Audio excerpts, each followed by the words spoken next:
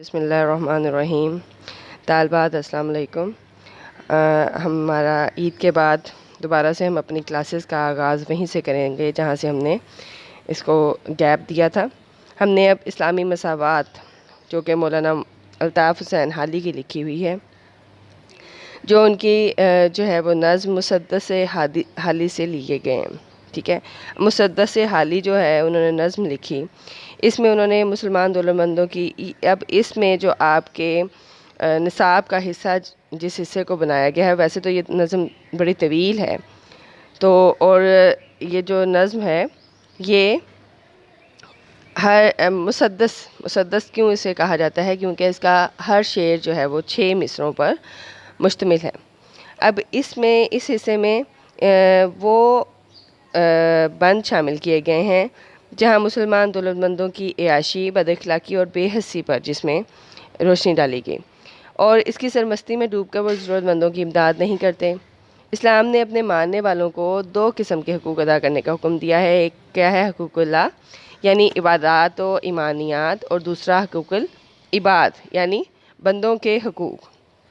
اب نماز، روزہ اور دیگر عبادات کی ادائیگی تو ضروری ہے، لیکن خدا کے بندوں کے حقوق ادا کرنا، ان کے دکھ درد میں شریک ہونا اور مخلوق خدا سے جو ہے وہ ہمدردی کرنا، یہ عبادات سے بھی زیادہ افضل قرار دیا گیا ہے۔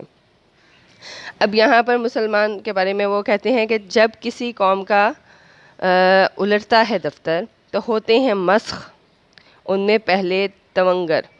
دفتر الٹنے کا کیا مطلب ہے کہ جب کوئی بھی قوم برباد ہوتی ہے یا اس کا سخت نقصان ہوتا ہے تو سب سے پہلے اس میں جو اچھے لوگ ہیں ان کی شکل بری ہو جاتی ہے۔ تونگر کسے کہتے ہیں؟ مالدار کو، صحیح ہے۔ تو اب یہاں پر وہ مسلمان کے جو زوال ہے اس کے اسباب بیان کرتے ہوئے کہتے ہیں کہ جب کوئی قوم تنزلی کا شکار ہوتی ہے تو سب سے پہلے اس کے امراء برباد ہوتے ہیں جن کے پاس مال و دولت کی ریل پیل ہوتی ہے۔ اب دولت جو ہے وہ خدا کی امانت ہے، اور اس امانت کو بیجا صرف کرنے والے لوگ خدا اور اہل دنیا دونوں کے مجرم ہیں، وہ کبھی بربادی سے بچ نہیں سکتے۔ اب وہ کیا کہتے ہیں کہ ان کی جو برائیاں ہیں اس کی وجہ سے ان کی صلاحیتیں اور خوبیاں دم توڑ دیتی ہیں، اور وہ اپنے انجام سے بے پرواہ ہو کر بے حسی اور معاشرتی زوال کی گہرائی میں گرتے چلے جاتے ہیں۔ ان کی عقل جو ہے وہ بھی ان کی ہدایت کا سبب نہیں بن پاتی، ان کا دین جو ہے وہ بھی ان کی رہنمائی نہیں کر پاتا، اور غرض وہ دین و دنیا دونوں میں ذلیل و رسوا ہو کر رہ جاتے ہیں۔ اب وہ اگلا اس کا بند دیکھیے، نہ مظلوم کی آہوزاری سے ڈرنا، نہ مفلوق کے حال پر رحم کرنا، ہوا و ہوس میں خودی سے گزرنا، تو یشیش میں جینا، نمائش پہ مرنا۔ اب وہ کیا کہتے ہیں کہ وہ اپنی جو ہے وہ خواہشات کی حصول کے لیے ہر ناجائز ذریعہ اختیار کر لیتے ہیں، اور وہ نہ عوام کے مفادات کا خیال کرتے ہیں، نہ وہ ضرورت مندوں کا جو ہے وہ خیال کرتے ہیں یا ان سے ہمدردی کرتے ہیں، بلکہ وہ ان کا خون چوس چوس کر اپنی تجوریاں بھرتے ہیں، اور وہ رشوت، چوری، بلیک مارکیٹنگ، مہنگائی، ان سب کے ذریعے روپیہ حاصل کرتے ہیں، اور ان کے جو عقل ہے وہ بھی مفادات کی چادر تان لیتی ہے، وہ دوسروں کی بھلائی کا نہیں سوچتے، اور وہ صرف عیش و عشرت کی زندگی جو ہے وہ گزارنے کو ہی اپنا مقصد بنا لیتے ہیں جینے کا۔ نمائش جو ہے وہ انہیں سب سے زیادہ عزیز ہوتی ہے، وہ ضروریات زندگی کو ایک طرف رکھ دیتے ہیں اور تو جو ہے وہ عیش و عشرت کی زندگی کو اپنا مقصد بنا لیتے ہیں۔ سدا خواب غفلت میں بے ہوش رہنا دم نزا یعنی کہ آخری وقت تک، یہاں تک کہ جب انہیں موت نہیں آ جاتی اس وقت تک وہ جو ہے وہ خود فراموش رہتے ہیں۔ وہ ان کی جو ایک لمبی مستی ہے، دولت کی مستی ہے، وہ ان کو اس وقت تک اس کے نشے سے باہر نہیں نکل پاتے جب تک موت آ کر ان سے یہ چیز وصول نہیں کر لیتی، یعنی آخری وقت تک وہ اپنے آپ کو جو ہے وہ آزاد نہیں کر پاتے، وہ اپنے آپ کو سکون جو ہے وہ عیش و عشرت کی زندگی سے نکال نہیں پاتے، وہ غریبوں کے حال پر رحم نہیں کرتے، وہ اپنی ہوس کی زندگی جو ہے اسی کو ہی اپنا سب کچھ سمجھ لیتے ہیں۔ اب تیسرا اس کا بند دیکھیے، پریشاں اگر قحط سے ایک جہاں ہے تو بے فکر ہیں کیونکہ گھر میں سما ہے۔ پریشاں اگر قحط سے، اگر تمام لوگ جو ہیں غربت زدہ جو ہیں، وہ معاشی نظام جو ہے اس نے امیر غریب کی تفریق پیدا کر کے مخلوق خدا کو دو متضاد طبقوں میں بانٹ دیا۔ ایک طرف روٹی کپڑا اور علاج مکان سے محروم لوگ ہیں جو فاقہ کشی میں ایڑیاں رگڑ رگڑ کر اپنی جانیں جو ہیں وہ قربان کر دیتے ہیں، انہیں بنیادی ضروریات زندگی تک میسر نہیں ہوتا۔ دیکھیں، اللہ پاک نے انسان کے قبیلے، انسان کے خاندان کیوں بنائے تھے؟ صرف اس لیے تاکہ تم پہچانے جاؤ۔ میں نے تمہارے قبیلے خاندان اس لیے بنائے تاکہ تم پہچانے جاؤ، اس لیے نہیں بنائے کہ تم جو ہے اس کے گھمنڈ میں، اس کی جو ہے اس کے فخر میں، اس کے غرور میں جو ہے وہ تکبر بھری زندگی گزارنے لگو، بلکہ میں نے یہ قبیلے اس لیے بنائے تھے تاکہ تمہاری شناخت ہو سکے کہ تم فلاں قبیلے کے، ورنہ تم نے ایک دوسرے کو مخاطب کیسے کرنا تھا، تم نے ایک دوسرے کی پہچان کیسے کرنی تھی؟ لیکن ہوا کیا کہ تم نے ان قبیلوں کو چھوڑ کر ان قبیلوں پر تم مان کرنے لگے، فخر کرنے لگے، اور ان کی آڑ میں تم نے تفریق پیدا کر دی امیر اور غریب میں۔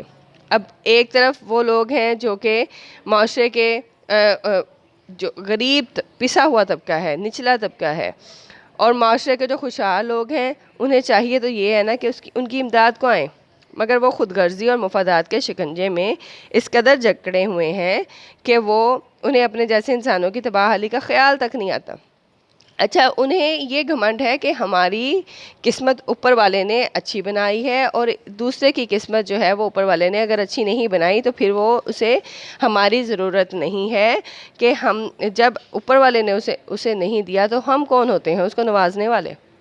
دیکھیں، ہماری یہ سوچ کتنی غلط ہے۔ اللہ پاک نے اس کا جو ہے وہ حکم ہے کہ میرے بندوں کے ساتھ جو ہے حسن سلوک سے پیش آئیں۔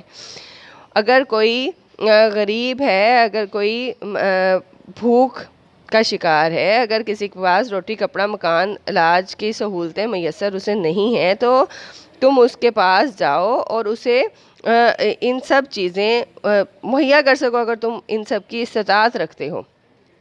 لیکن ان کی ساری تگدوں کا ایک ہی مقصد ہوتا ہے، اور وہ کیا ہوتا ہے کہ وہ صنعتی، کاروباری اور زرعی پیداوار سے اپنا بینک بیلنس بڑھاتے چلے جائیں، اور بے حسی کے باعث انہیں یہ توفیق نہیں ہوتی کہ قحط کے مارے آدم زادوں کے بارے میں بھی وہ سوچ لیں۔ ان کی نگاہوں کے سامنے باغ امت میں فصل خزاں چھائی رہتی ہے، یعنی عوام جو ہے وہ بیچارگی اور بے بسی کے جال میں پھنسے رہتے ہیں، مگر دولت مندوں کا ضمیر انہیں کبھی ملامت نہیں کرتا۔ ان کی خواہشات کی زد میں آئے ہوئے بندگان خدا لاکھ چیخیں چلائیں، مگر دولت اور قوت کے گھمنڈ میں غریبوں کو روندتے ہوئے آگے نکل جاتے ہیں۔ تو اس لیے وہ یہاں پر بار بار یہ پیغام دیتے ہیں کہ اللہ پاک نے بھی یہی فرمایا ہے کہ ساری مخلوق اللہ کا کنبہ ہے، اور اللہ کے نزدیک زیادہ محبوب وہی ہے جو اس کے کنبے سے حسن اخلاق سے پیش آتا ہے۔ ٹھیک ہے، وہ ہے نا کہ یہاں پہ اسی کا یہ آخری شعر دیا ہوا ہے کہ یہی ہے عبادت، یہی دین و ایمان، کہ کام آئے دنیا میں انسان کے انسان، کہ آپ کا انسانیت آپ کی یہی ہے کہ آپ دوسرے انسان کے کام آؤ، اس کے ساتھ بھلائی سے پیش آؤ، ورنہ حیوان اور انسان میں کچھ زیادہ فرق نہ ہے۔ ٹھیک ہے، انسان کو اللہ نے عقل سمجھ جو دی ہے، وہ اس کا مقصد کیا ہے کہ وہ اپنے جیسے لوگوں کے ساتھ حسن سلوک سے پیش آئے، اس کا خیال رکھے۔ ٹھیک ہے جی، یہ آپ 3 اس کے بند ہم لوگوں نے کر لیے ہیں، آپ اس کو اچھے طریقے سے کیجئے گا۔ بنی نوع انسان کا حق ان پہ کیا ہے؟ وہ ایک نوع بشر سے جدا ہے۔ اب وہ کیا کہتے ہیں کہ اب تو بے فکر ہیں کیونکہ گھر میں، اچھا ہم اس وقت تک جو ہے وہ اٹینٹیو نہیں ہوتے، ہم اس وقت تک پریشان نہیں ہوتے جب تک ہمارے گھر میں وہ عذاب یا وہ پریشانی نہیں آ جاتی۔ ہمیں ہم کہتے ہیں اگر کہیں حادثہ ہو گیا تو ہم کہتے ہیں اچھا یہ وہاں پہ ہوا ہے، چلو جی ہمارا تو علاقہ جو ہے وہ محفوظ ہے، ہم بچے ہوئے ہیں. ہمیں اپنا چمن صرف ہم اپنے گھر تک محدود ہیں. ہمارا ہمسایہ بھوکا سویا ہوا ہے، ہم تو بھوکے نہیں سوئے ہوئے. اگر اس کے گھر میں علاج معالجے کی سہولتیں نہیں ہیں، ہمارے گھر میں تو ہیں. تو اس لیے وہ کہتے ہیں کہ اس قدر بے حسی بڑھ گئی ہے، اس قدر انسان کی خود پسندی بڑھ گئی ہے، اس قدر وہ جو ہے وہ اپنی ذات تک محدود ہو گیا ہے کہ اس نے اپنے گھر سے باہر جو ہے وہ دیکھنا بھی چھوڑ دیا. اس نے اپنے گھر سے باہر نظر دوڑانی بھی چھوڑ دی. وہ اس وقت تک جب تک وہ مصیبت خود اس مصیبت کا شکار نہیں ہو جاتا، اس وقت تک وہ بڑے آرام سکون سے اپنی زندگی گزارتا چلا جاتا ہے. اس کو ہم یہاں تک ہی رکھیں گے. اس کے تینوں بند جو ہے ان کی تشریح ہو چکی ہے. آپ لوگ اس کو اچھی طرح دیکھ لیجیے گا. کل ہم انشاءاللہ اس کو آگے لے کر چلیں گے. اپنا خیال رکھیے گا، دعاؤں میں یاد رکھیے گا. اللہ حافظ.